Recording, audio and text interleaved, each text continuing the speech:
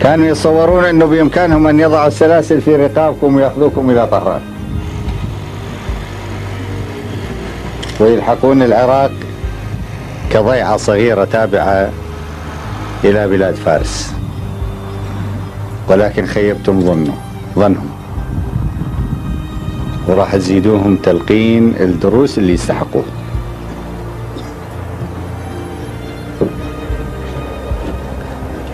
من عرفنا أنتم في هذا المكان قلنا هذه فرصة أن نشوفكم مجتمعين، لأنه ما بإمكاننا لو كنتوا أنتم في خط التماس في أي قاطع من قاطع العمليات ما كان بإمكاننا أن نجمعكم كما هو الحال الآن. إن شاء الله دائما نشوفكم وأنتم تحتفظون بتاريخكم المجيد كعراقيين وكعسكر وكمنتسبين إلى هذا التشكيل العريق ذو المجد الخاص ضمن الجيش العراقي.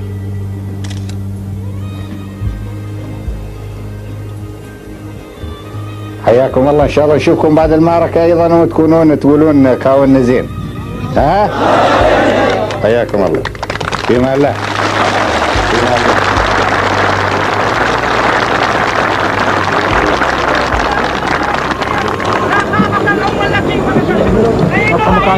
ماذا قرأت في وجوهنا؟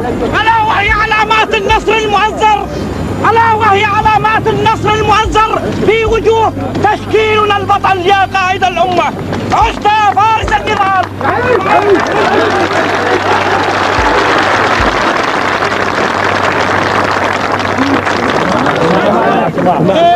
المقاتل يجاوب على سؤالك، فليس هنالك أبلغ من الجواب اللي تتحدث عنه.